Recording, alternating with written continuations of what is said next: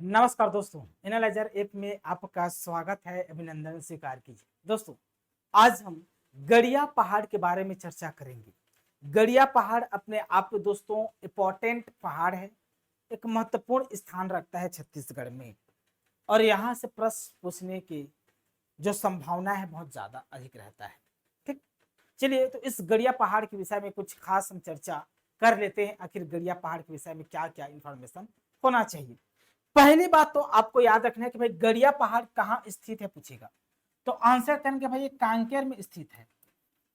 कांकेर, ये जो गड़िया पहाड़ है ना, कहाँ स्थित है तो कांकेर में स्थित है।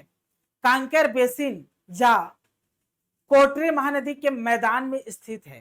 किसमें? कोटरी महानदी के मैदान में स्थित है, या कोटरी बेसिन भी बोल सकते हैं। उसी में गड़िया पहाड़ विद्यमान है। राइट, इस गड़िया पहाड़ में ना सितंबर के माह में, कौन सा माह? सितंबर के माह में एक महोत्सव का आयोजन किया जाता है। एक महोत्सव का आयोजन किया जाता है, नाम है गड़िया महोत्सव। इस पहाड़ के नाम से ही गड़िया महोत्सव का आयोजन किया जाता है। इस बात को नहीं भूलना है।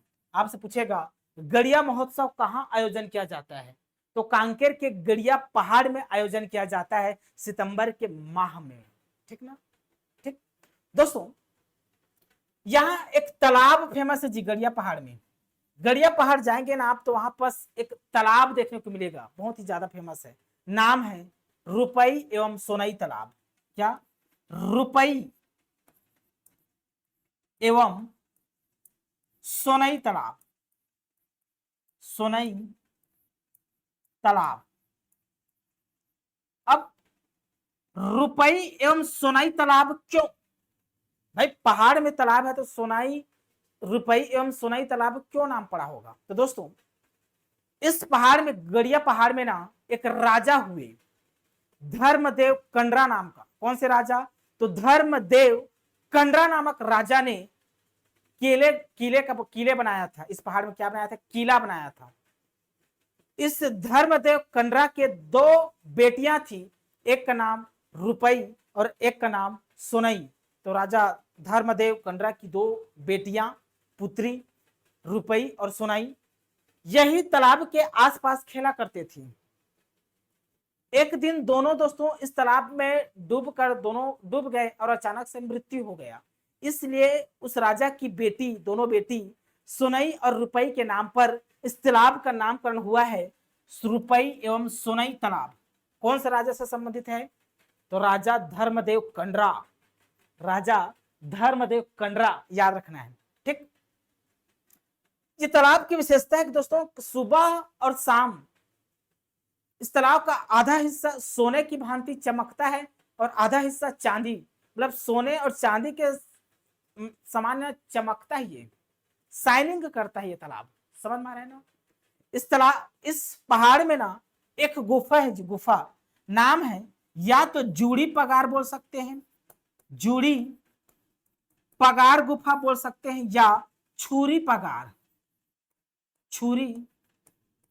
पगार गुफा बोल सकते हैं। इस गुफा में दोस्तों जो पत्थर ना धारदार है, धारदार चोख्खू पत्थर, छुरी के समान, इसलिए इसे छुरी पगार गुफा कहा जाता है।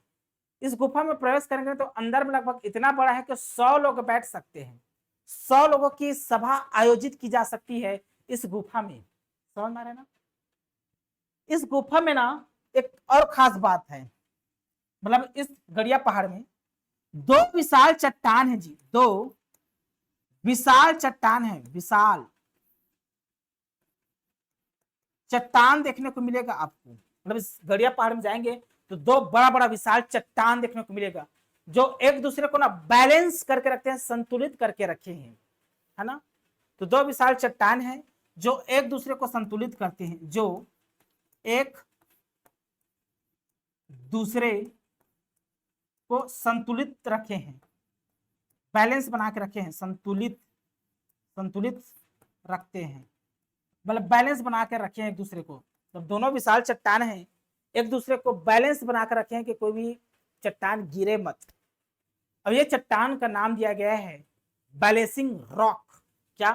इस चट्टान का नाम है दोस्तों, भूलना नहीं है, बैलेंसिंग, बैलेंसिंग, बैलेंसिंग रॉक।